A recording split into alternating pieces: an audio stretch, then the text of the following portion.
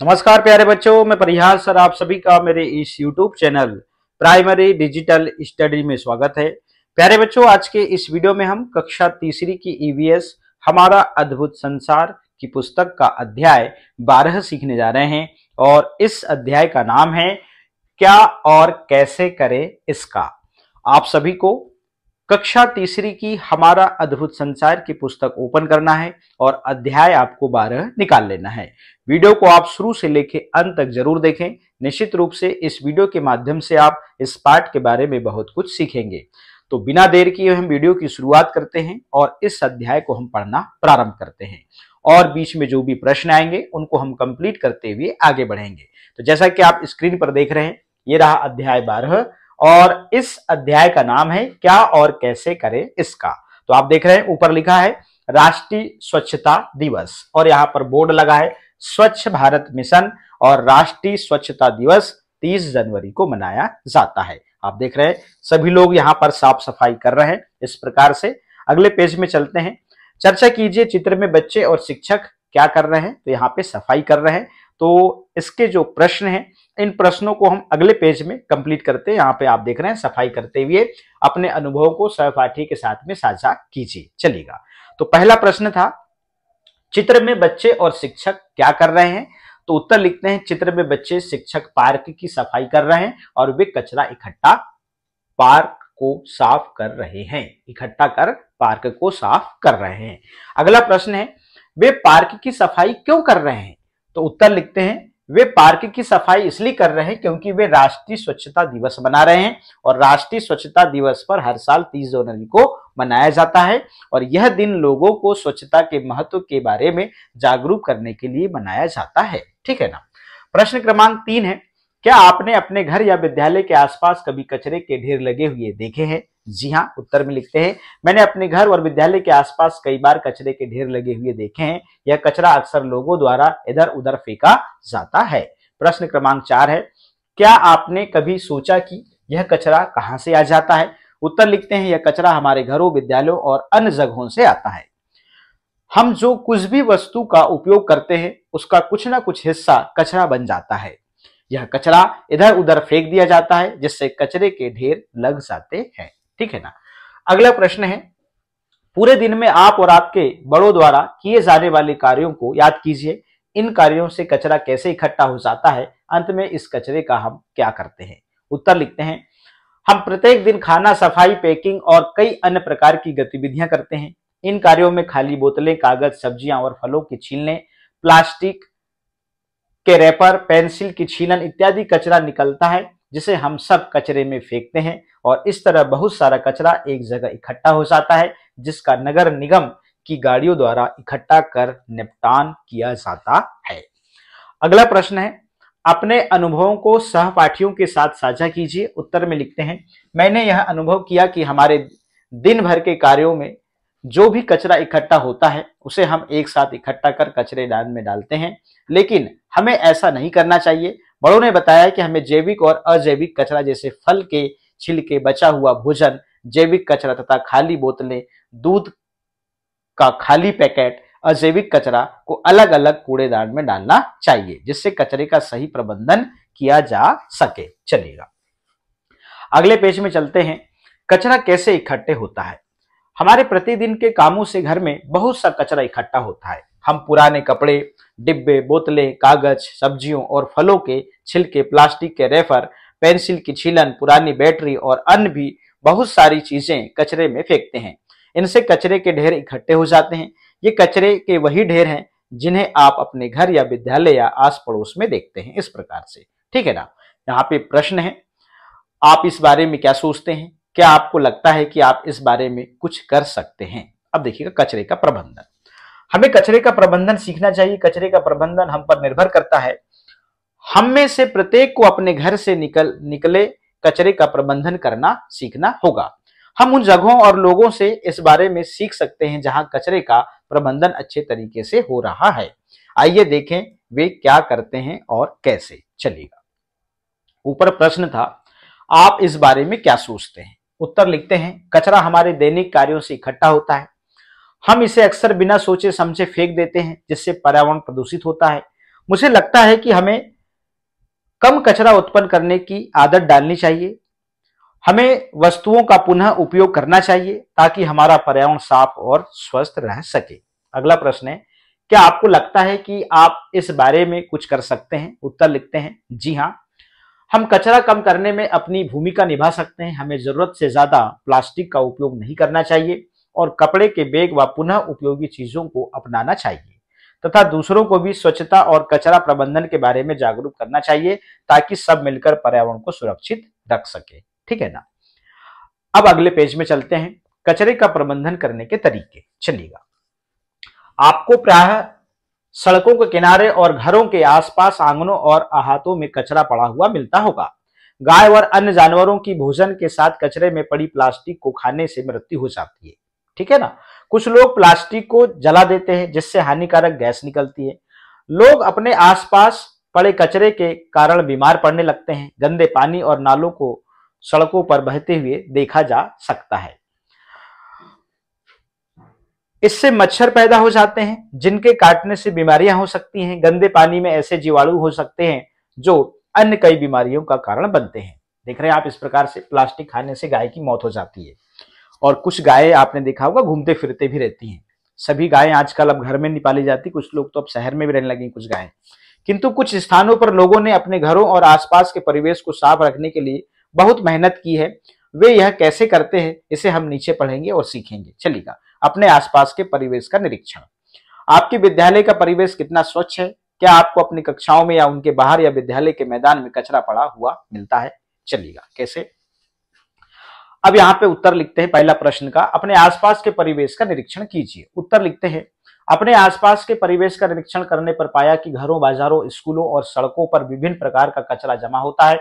घरों में भोजन के अवशेष, सब्जियों के छिलके, प्लास्टिक की थैलियां, पुराने कागज इकट्ठा होते हैं। बाजारों में पैकिंग सामग्री और प्लास्टिक का कचरा अधिक दिखता है।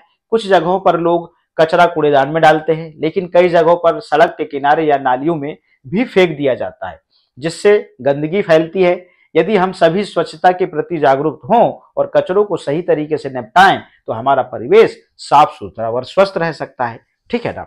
अब अगला प्रश्न है, आपके विद्यालय का परिवेश कितना अच्छा है? उत्तर लिखते हैं, विद्यालय का परिवेश इस बात पर निर्भर करता है कि छात्र, शिक्षक और सफाई कर्मचारी मिलकर इसे कितना साफ रखते हैं। यदि विद्यालय में कूड़ेदान पर्याप्त संख्या में है और सभी छात्र कचरा उसमें डालते हैं तो वातावरण स्वच्छ रहता है। कक्षा, खेल का मैदान और शौचालय साफ सुथरे होने चाहिए। यदि कहीं कचरा बिखरा दिखे तो हमें उसे तुरंत कूड़ेदान में डालना चाहिए और दूसरों को भी स्वच्छता बनाए रखने के लिए प्रेरित करना चाहिए। स्वच्छ विद्यालय में पढ़ाई का वातावरण भी अच्छा बनता है और बीमारियों से बचाव होता है। ठीक है ना। प्रश्न क्रमांक 3, क्या आपको अपनी कक्षाओं में या उनके बाहर या विद्यालय के मैदान में कचरा पड़ा हुआ मिलता है? उत्तर लिखते हैं, जी हाँ, कभी कभी कक्षा में, उसके बाहर या विद्यालय के मैदान में कचरा पड़ा हुआ दिख सकता है।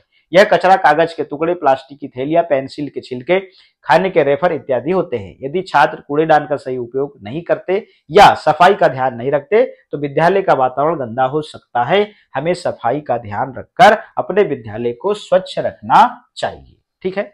अब अगले पेज में चलते हैं। अब यहाँ पे चित्र बनाइए, अपने परिवेश का चित्र बनाइए या फोटो खींचकर चिपकाए। उन स्थानों को पहचानिए, उन पर लाल रंग का गोला लगाएं जहां कचरा, गंदा पानी या धुआं, ये पता लगाने की कोशिश कीजिए कि ये कचरा वहां कैसे आ जाता है। आप देख रहे हैं, यहां पे आप देख रहे हैं, यहां धुआं निकल रहा है। ठीक है ना। यहां देखें आप अच्छे से, यहां पे आपको धुआं दिखाई देगा। यहां पे देखिए कचरा इकट्ठा हो रहा है। ठीक है। और यहां किनारों में जो होता है, नदियों में, यहां पे भी कचरा इकट्ठा हो जाता है। इस प्रकार से आपको यहां पे चित्र बनाना है। अब आगे पढ़ते हैं, चलिएगा। यदि आप किसी ऐसी जगह पर रहते हैं जहां कचरे का प्रबंधन अच्छी तरह होता है तो वहां पर बड़ों से पूछिए कि यह कैसे किया जाता है। इस बारे में कक्षा में सभी को बताइए। आइए अब उन लोगों के बारे में बात करें जो कचरे का अच्छी तरह से प्रबंधन करते हैं। कचरा कम करना। चलिएगा, बहुत से लोग कचरा कम करने के लिए रेफर में पैक किया हुआ खाना और प्लास्टिक की बोतलें में पेय लेना पसंद नहीं करते। वे प्लास्टिक की थैलियों की जगह कपड़े के थैले का उपयोग करते हैं। क्या आपने कभी ऐसा करने की कोशिश की? कम कचरा उत्पन्न करना इसका पहला नियम है जिसका वे अनुपालन करते हैं। चलिएगा, इसमें 3-4 प्रश्न बनते हैं। और ये प्रश्न इस प्रकार है। यह पता लगाने की कोशिश कीजिए कि यह कचरा वहां कैसे आ जाता है। उत्तर, विद्यार्थी अपने शिक्षक की सहायता से स्वयं अपने परिवेश का चित्र बनाए और कचरा, गंदा पानी या धुआं वाली जगह पर लाल रंग से गोला बनाए। ठीक है ना। कचरा फैलाने के कारण क्या है? कचरा और गंदा पानी अनजाने में फेंका जाता है। नालियों का सही से साफ ना होना, जल निकासी की व्यवस्था खराब होने से कचरे का ढेर हो जाता है। कचरे का निपटान करने के लिए जब कचरा जलाते हैं तो वातावरण में धुआं उत्पन्न हो जाता है, जिससे पूरा परिवेश प्रदूषित हो जाता है। हमें अपने परिवेश में कचरे के कारणों की पहचान कर उसे सुधारने के उपाय करने चाहिए। यह हमारी नैतिक जिम्मेदारी है। अब प्रश्न क्रमांक 2, यदि आप किसी ऐसी जगह पर रहते हैं जहां कचरे का प्रबंधन अच्छी तरह होता है, वहां पर बड़ों से पूछिए कि यह कैसे किया जाता है। इस बारे में कक्षा में सभी को बताइए। उत्तर लिखते हैं, हम जहां रहते हैं वहां कचरे का प्रबंधन अच्छी तरह होता है। वहां गीला और सूखा कचरा अलग अलग किया जाता है। सफाई कर्मचारी नियमित रूप से कचरा इकट्ठा कर उसे पुनर्चक्रण या खाद बनाने के लिए भेजते हैं। नगर निगम सफाई रखता है और जागरूकता फैलाता है। हमें भी सफाई अपनाकर दूसरों को प्रेरित करना चाहिए। इस प्रकार से आप उत्तर लिखेंगे। अगला प्रश्न है, क्या आपने कभी ऐसा करने की कोशिश की? उत्तर लिखते हैं, जी हाँ, मैंने प्लास्टिक की जगह कपड़े की थैली का उपयोग करने की कोशिश की है। यह पर्यावरण के लिए अच्छा होता है और कचरा कम करने में मदद करता है। हमें हमेशा ही ऐसा करना चाहिए। प्रश्न क्रमांक 4 है, आप कचरा कम करने में कैसे सहायता कर सकते हैं? उत्तर लिखते हैं, मैं कचरा कम करने में निम्नलिखित तरीके से सहायता कर सकता हूं। पहला, प्लास्टिक का कम उपयोग कर सकता हूं, पेड़ पौधे लगा सकता हूं, दूसरों को सफाई के प्रति जागरूक कर सकता हूं। ठीक है ना। अब हम चलते हैं अगले पेज में। गतिविधि नंबर 3, आप कचरा कम करने में कैसे सहायता कर सकते हैं? अपने पुराने खिलौने और पुस्तकें ऐसे जरूरतमंद लोगों को दीजिए जो उन्हें खरीद नहीं सकते। इस तरह आप स्वच्छता अभियान का एक हिस्सा बन सकते हैं। आप और किन तरीकों से इनमें सहायता कर सकते हैं? उत्तर लिखते हैं, हम जितनी अधिक वस्तुएं खरीदते हैं उतनी ही अधिक वस्तुएं हम फेंकते भी हैं। इससे और अधिक कचरा पैदा होता है। हमें वही वस्तुएं खरीदनी चाहिए जिनकी हमें वास्तव में जरूरत है और उनका तब तक उपयोग करना चाहिए जब तक कि वे उपयोग करने के लायक हो। ठीक है ना। पुनः उपयोग करना, चलिएगा, क्या चीजें पुनः उपयोग कर सकते हैं? कचरा कम करने के लिए एक और महत्वपूर्ण काम है जो बहुत से लोग करते हैं, वस्तुओं का पुनः उपयोग करना। हमारे दादा दादी, नाना नानी कभी भी पुराने कपड़े नहीं फेंकते थे। वे पुरानी गाड़ियों से रजाइयां और पुराने कपड़ों से थैले बनाते थे। कभी कभी वे पुराने कपड़े ऐसे लोगों को दे देते थे जिन्हें उनकी जरूरत होती थी। यहाँ पे देखिएगा, ये यूजलेस टायर दिख रहे हैं आप, और ये यूजलेस टायर से देखिए किस प्रकार से यहाँ पे बैठने के लिए बना लिया गया, झूला झूलने के लिए बना लिया गया।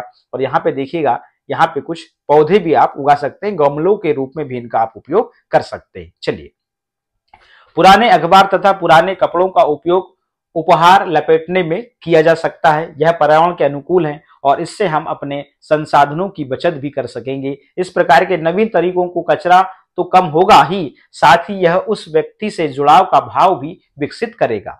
गतिविधि नंबर 4, कचरा कम करने के लिए आप चीजों का पुनः उपयोग कैसे कर सकते हैं? आप रफ कार के लिए एक तरफ इस्तेमाल किए गए कागज का उपयोग कर सकते हैं। पानी की बोतल खरीदने के बजाय स्टील या तांबे की बोतल बार बार पानी भरकर उसका उपयोग किया जा सकता है। बिल्कुल सही बात है। पुराने अखबार, कैलेंडर, बोतलें, डिब्बों आदि से खिलौने और सजावट का सामान बनाया जा सकता है। ऐसे ही एक तरीका यहाँ दिखाया गया है। इसके लिए आपको कुछ अखबार चाहिए, ना ही कैंची और ना ही गोंद, केवल अखबार। आप देख रहे हैं इस प्रकार से इस अखबार को ऐसे मोड़ना है, फिर इसको आपको 3 स्टेप में ऐसे मोड़ना है। देखिएगा इस प्रकार से, ठीक है ना। अब देखिए यहाँ पे इस प्रकार से कागज को मोड़ लिया आपने, और ये यहाँ पे स्टेप बताए गए हैं, आपके टीचर क्लास में जरूर बताएंगे। और ये कागज का थैला बनाने के चरण है। तो कागज का थैला बनाना जरूर सीखना चाहिए, क्योंकि कभी कभी ऐसा होता है कि हमारे पास में थैला नहीं होता। चलिए अगले पेज में। अब गतिविधि नंबर 5, घर में पड़ी काम ना आने वाली बेकार चीजों का उपयोग करके कोई ऐसी चीज बनाएं जिसे आप किसी को उपहार के रूप में दे सके और धन्यवाद करें। अपना बनाया उपहार किसी ऐसे व्यक्ति को दीजिए जो आपके आस पड़ोस या घर को साफ रखने में सहायता करता हो। उन्हें बताइए कि आपने यह उपहार इसलिए बनाया जिससे उनका काम और कचरा दोनों ही कम हो सके। उन्हें धन्यवाद देना ना भूलें। गर्व करने लायक स्थान, देखिएगा, अब हम कुछ ऐसे गांवों या शहरों की बात करेंगे जहां पहले सभी जगह कचरा दिखाई देता था, लेकिन अब वे संभवतः देश के सबसे साफ सुथरे स्थान है। और इन स्थानों के लोगों ने अपने परिवेश को कैसे बदला है देखते हैं। चलिएगा, देख रहे हैं आप यहाँ पे। अब घर में पड़ी काम न आने वाली बेकार चीजों का उपयोग करके कोई चीज बनाइए जिसे आप किसी को उपहार के रूप में दे सके। तो क्या बना सकते हैं? मैं घर में पड़ी बेकार चीजों का उपयोग करके एक सुंदर पेन स्टैंड बना सकता हूं। इसके लिए मैं पुरानी प्लास्टिक की बोतल को काटकर उसे रंगीन कागज, बटन और रिबन से सजाऊंगा और यह उपहार न केवल उपयोगी होगा बल्कि पर्यावरण के अनुकूल भी रहेगा। ठीक है ना। अब यहां पे पढ़ते हैं अगले पेज में। चलिए, आज हम अरुणाचल प्रदेश के एक सुंदर गांव सिल्लुक में घूमने के लिए चलते हैं। गांव में घुसते ही हमने एकदम साफ सड़कें देखी। सड़कों के किनारे, कोनों में या खुली जगहों पर कोई कूड़ा नहीं था। आसपास बहुत से पेड़ लगे थे जिससे ऐसा लगा जैसे हम किसी बगीचे में घूम रहे हैं। इस गांव को सबसे अच्छे तरीके से अपने कचरे का प्रबंधन करने के लिए पुरस्कार भी मिला। इसे कचरा मुक्त गांव कहा जाता है। सिल्लुक की ही तरह हमारे देश में और भी बहुत सारे गांव हैं जो अपने बेहतरीन कचरा प्रबंधन के लिए जाने जाते हैं। ऐसा ही एक गांव नरेना है जो देश का पहला कचरा मुक्त गांव है। देश के बहुत से अन्य शहर और कस्बे जैसे मैसूरू और इंदौर भी अपनी स्वच्छता के लिए जाने जाते हैं और उसे ग्रीन सिटी भी कहते हैं। तो यहाँ पे प्रश्न है इस पेज के, उनको हम इस प्रकार से कंप्लीट करते हैं। अपने बड़ों से पता कीजिए कि क्या वे किसी ऐसे गांव या शहर को जानते हैं जो स्वच्छता के लिए जाना जाता है, और इन जानकारी को कक्षा में सभी के साथ साझा कीजिए। चलिए, उत्तर लिखते हैं इंदौर मध्य प्रदेश में ये स्वच्छता के मामले में एक मॉडल शहर के रूप में जाना जाता है और इसे लगातार 3 बार भारत का सबसे स्वच्छ भारत का ग्रीन खिताब मिल चुका है। इंदौर में कचरा प्रबंधन, जो निर्माण और सार्वजनिक स्वच्छता पर खास ध्यान दिया जाता है। यहाँ के नागरिकों की स्वच्छता के प्रति जागरूकता और प्रशासन की सख्त नीतियों ने इसे स्वच्छता में एक प्रमुख स्थान दिलवाया है। प्रश्न क्रमांक 2 है, अपने माता पिता और शिक्षक से स्वच्छ भारत अभियान के बारे में और जानकारी प्राप्त कीजिए। उत्तर लिखते हैं, स्वच्छ भारत अभियान भारत सरकार द्वारा 2 अक्टूबर 2014 को महात्मा गांधी की जयंती पर शुरू किया गया था। इसका मुख्य उद्देश्य देश को स्वच्छ बनाना और कचरा प्रबंधन, खुले में शौच मुक्त गांव और सार्वजनिक स्वास्थ्य में सुधार करना था। इसके तहत कचरा पृथक्करण और स्वच्छता की जानकारी बढ़ाने के लिए कई योजनाएं बनाई गई हैं। इसके माध्यम से लोग स्वच्छता के महत्व को समझते हैं। इसका उद्देश्य समाज में स्वच्छता के प्रति एक स्थायी बदलाव लाना है। चलिए, अब हम अगले पेज की बात करते हैं। विभिन्न तरह के कचरों को अलग करना। यदि आप अपने आसपास देखें तो आपको प्रायः 2 अलग अलग रंग के कूड़ेदान मतलब डस्टबिन रखे मिलेंगे। ये आपके विद्यालय, स्थानीय बाजार, park, bus stop, railway platform या किसी मेले में रखे हो सकते हैं। ये 2 रंग के कूड़ेदान क्यों उपयोग होते हैं, आइए जानते हैं। इन कूड़ेदानों में किस तरह का कचरा डाला जाता है। हरे वाले में, हरे कूड़ेदान में आप देखें, मतलब हरे वाली डस्टबिन में हम सूखी पत्तियां, टहनियों के टुकड़े, फल सब्जियों के छिलके, अंडे के छिलके आदि डालते हैं। ये सभी चीजें आसानी से सड़कर मिट्टी में मिल जाती हैं। हरे कूड़ेदान के कचरे से मिट्टी में मिलकर पौधे के लिए खाद तैयार किया जा सकता है। इससे मिट्टी में रहने वाले छोटे छोटे जीवों को भोजन मिलता है। धातु, कांच, प्लास्टिक, कागज से बनी चीजें नीले कूड़ेदान में डाली जाती हैं। इन फेंकी गई चीजों में मौजूद धातुओं, कांच, प्लास्टिक से नई वस्तुओं को बनाया जा सकता है। इसे पुनर्चक्रण करके कुछ जगहों में इन सामग्रियों के लिए अलग अलग कूड़ेदान होते हैं, जिससे इन्हें पुनर्चक्रण के लिए भिन्न भिन्न स्थानों पर भेजने में सुविधा हो।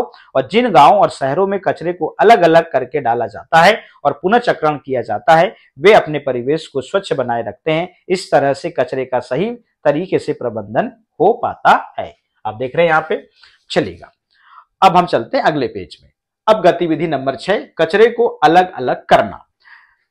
नीचे 2 कूड़ेदानों के चित्र बनाए गए हैं। इन दोनों में डाली जाने वाली वस्तुओं के नाम लिखिए। प्लास्टिक की बोतलें, पत्तियां, प्याज के छिलके, बिजली के बल्ब, सड़े हुए फल, कागज, अंडे के छिलके, दूध के प्लास्टिक के पैकेट और कपड़े। देखिएगा, ये हरी वाली है, तो इससे खाद बनाया जाता है और यहाँ पर पुनः चक्रण कर वही मटेरियल तैयार किया जाता है। तो ये पत्तियां, प्याज के छिलके, सड़े हुए फल, अंडे के छिलके, और यहाँ पे प्लास्टिक की बोतलें, बिजली के बल्ब, कागज और दूध के प्लास्टिक, और यहाँ पे के पैकेट हो गए दूध के, है ना, और कपड़े, ये सब यहाँ पे फेंका जाता है। कौन से वाले? नीले वाले में। हम सभी अपने घर, आस पड़ोस, विद्यालय, शहर और देश को स्वच्छ बनाए रखने में अपना योगदान दे सकते हैं। चलिएगा, अब आप अपने घर और कक्षा को साफ रखने के लिए क्या कर सकते हैं, ये प्रश्न है। इन प्रश्नों को अभी हम आगे कंप्लीट करेंगे। नीचे दिए गए स्थान में सफाई के लिए प्रयोग होने वाले उपकरणों के चित्र बनाइए। तो इतने सारे उपकरण हमने बनाए हैं, इसमें से जो जो आपसे बन जाए उनको आप बनाइएगा, ठीक है ना। अब अपने आसपास के परिवेश को स्वच्छ रखना। अब आप राष्ट्रीय स्वच्छता दिवस 30 जनवरी मनाएं, तो अपने आप को तथा आसपास के वातावरण को हमेशा स्वच्छ रखने की प्रतिज्ञा लें। याद रखिए कि आपको कचरा नहीं फैलाना है, बल्कि इसका उचित तरीके से प्रबंधन और निस्तारण करना है, जिससे यह संसार स्वच्छ और हरित बने। हमारा उद्देश्य अधिक से बचें, बर्बाद ना करें होना चाहिए। तो हमारा उद्देश्य क्या होना चाहिए, अधिक से बचें और बर्बाद ना करें होना चाहिए। चलिएगा, ऊपर कुछ प्रश्न थे, उनको कंप्लीट करते हैं। आप अपने घर और कक्षा को साफ रखने के लिए क्या कर सकते हैं, सूची बनाएं। तो उदाहरण में मैं अपने कमरे को साफ रख सकता हूं या रख सकती हूं। उत्तर लिखते हैं, अपने घर और कक्षा को साफ रखने के उपायों की सूची निम्न प्रकार है। पहला, कचरे को अलग अलग डिब्बा में डालेंगे। घर व अपने कमरे में रोजाना झाड़ू और पोछा लगाएंगे। गंदगी को समय समय पर साफ करेंगे। परिवार को सफाई के बारे में जागरूक करेंगे। कक्षा में सफाई की जिम्मेदारी प्रत्येक बच्चों को देंगे। कचरा सही जगह पर डालेंगे।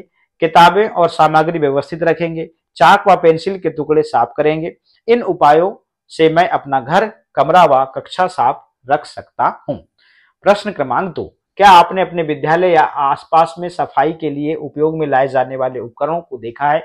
इन उपकरणों की सूची तैयार कीजिए। जी हाँ, विद्यालय या आसपास सफाई के लिए उपयोग में लाए जाने वाले उपकरणों की सूची निम्नलिखित है, जैसे झाड़ू है, पोछा है, कचरा के डिब्बे है, डस्टबिन, डस्टर है, फावड़ा है, सैनिटाइजर है, दस्ताने हैं, कचरा गाड़ी इत्यादि, ठीक है ना। प्रश्न क्रमांक 3, क्या आपने अपने घर में सफाई के लिए उपयोग में होने वाले उपकरण देखे हैं? उनकी सूची बनाइए। उत्तर लिखते हैं, जी हाँ, घर में सफाई के लिए उपयोग में होने वाले उपकरणों की सूची निम्नलिखित है। यहाँ पे देखिए, झाड़ू है, पोछा है, कचरे का डिब्बा है, डस्टबिन है, डस्टर है, बर्तनों का स्पंज है, सैनिटाइजर है, वैक्यूम क्लीनर है और साफ करने वाले कपड़े, ठीक है ना। इस प्रकार से अब हम चलते हैं अगले पेज में। आइए मंथन करें। तो यहाँ पे क नंबर में देखिएगा प्रश्न है, ख नंबर में प्रश्न है और ग नंबर में यहाँ पे देखिएगा अपनी कॉपी में चित्र बनाए। किसी ऐसे गांव या शहर का पोस्टर बनाए जो अपने कचरे का प्रबंधन बहुत अच्छी तरह से कर रहा है। इसे एक अच्छा सा शीर्षक भी दीजिए, जैसे हरित इंदौर, स्वच्छ इंदौर, इस प्रकार से, ठीक है ना। अब ऊपर के प्रश्नों को कंप्लीट करते हैं, चलिएगा। पहला प्रश्न था, कचरा कैसे इकट्ठा होता है? उत्तर लिखते हैं, कचरा घरों, दुकानों और अन्य जगहों से एकत्र किया जाता है और सफाई कर्मचारी कचरे को कूड़ेदान में डालते हैं और फिर कचरा कलेक्शन वाहन से इसे एकत्र कर कचरा डंपिंग स्थल या पुनर्चक्रण केंद्र तक भेजते हैं, ठीक है ना।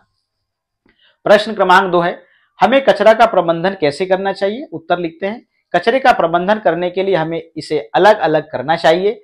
जैसे गीला और सूखा कचरा, गीले कचरे से खाद बना सकते हैं और सूखे कचरे को पुनर्चक्रण कर सकते हैं और कचरा कूड़ेदान में डालें, सड़क पर ना फेंकें। ख नंबर का प्रश्न है, प्लास्टिक की थैलियों और बोतलों का उपयोग रोकने के लिए अपने घर और विद्यालय को ध्यान से देखिए। प्लास्टिक से बनी सभी वस्तुओं की सूची बनाएं और लिखिए कि उन्हें अन्य सुरक्षित सामग्रियों से बनी वस्तुओं से कैसे बदला जा सकता है। उत्तर लिखेंगे, हमारे घर और विद्यालय में कई प्लास्टिक की चीजें होती हैं, जैसे थैलियां, बोतलें, डिब्बे, चम्मच, प्लेटें और खिलौने। इन्हें कपड़े और जूट, स्टील, कांच, लकड़ी या मिट्टी से बनी चीजों से बदला जा सकता है। ऐसा करने से पर्यावरण साफ रहेगा और जानवरों को भी नुकसान नहीं होगा। हमें प्लास्टिक का उपयोग कम करके धरती को सुरक्षित बनाना चाहिए। प्रश्न क्रमांक 4 है, हरे व नीले कूड़ेदानों में फेंकी जाने वाली 3 वस्तुओं के नाम लिखिए। हरे व नीले कूड़ेदानों में फेंकी जाने वाली वस्तुओं के नाम निम्नलिखित है, जैसे हरे कूड़ेदान में फलों व सब्जियों के छिलके, बचा हुआ भोजन और पौधों की सूखी पत्तियां।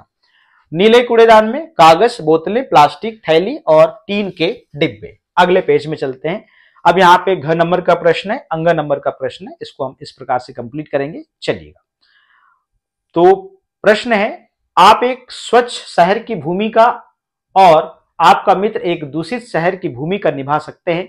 इस दौरान इस पर बातचीत कीजिए कि आप दोनों अपने बारे में क्या सोचते हैं। तो जोड़ी बनाकर आपको अभिनय करना है, चलिएगा। उत्तर, अब स्वच्छ शहर, मेरा वातावरण साफ सुथरा है, लोग कचरा अलग अलग डिब्बों में डालते हैं, सड़कें चमकती हैं और कचरे से खाद बनती है। अब दूषित शहर यहाँ पे क्या कहता है, मेरे यहाँ लोग कचरा इधर उधर फेंकते हैं, सड़कें गंदी रहती हैं और बीमारियां फैलती हैं। स्वच्छ शहर कहता है सफाई से लोग स्वस्थ रहते हैं, तुम भी स्वच्छता अपनाओ। दूषित शहर कहता है हाँ, अब मैं भी सफाई पर ध्यान दूंगा। इस प्रकार से अंक नंबर का प्रश्न है, सोचिए, विचार कीजिए और साझा कीजिए। सोचिए कि आपके घर में जन्मदिन की एक पार्टी है, ऐसे क्या तरीके हो सकते हैं जिससे आपकी पार्टी कचरा रहित हो। इसके लिए पहले आप क्या यह सोचिए कि जन्मदिन पार्टी में किस तरह का कचरा उत्पन्न हो सकता है और आप इसे कैसे रोक या कम कर सकते हैं। उत्तर में लिखेंगे, पार्टी में होने वाला कचरा, प्लास्टिक की प्लेटें, कप और चम्मच, गिफ्ट रैपर और पॉलीथीन बैग, खाने की बची हुई चीजें। कचरा कम करने के उपाय, स्टील या मिट्टी के बर्तनों का उपयोग करेंगे, गिफ्ट रैपर की जगह कपड़े या कागज की पैकिंग का उपयोग करेंगे, बचा हुआ खाना जरूरतमंदों को दें या खाद बनाने में उपयोग करें। इससे हमारी पार्टी मजेदार भी होगी और पर्यावरण भी सुरक्षित रहेगा। प्रश्न क्रमांक 7 है, क्या आपने प्रकृति में भी कचरा देखा है? आपको क्या लगता है कि जंगल में जानवरों के अपशिष्ट, सूखी पत्तियां आदि का क्या होता है? तो उत्तर लिखते हैं, जी हाँ, प्रकृति में भी कचरा देखा जाता है, जैसे सूखी पत्तियां, जानवरों का अपशिष्ट और टूटे पेड़ पौधे। लेकिन यह कचरा मिट्टी में सड़कर खाद बन जाता है, जिससे नए पौधे उगते हैं। प्रकृति स्वयं अपने कचरे को नष्ट कर पर्यावरण को साफ रखती है। इस प्रकार से इस अध्याय को हमने कंप्लीट किया।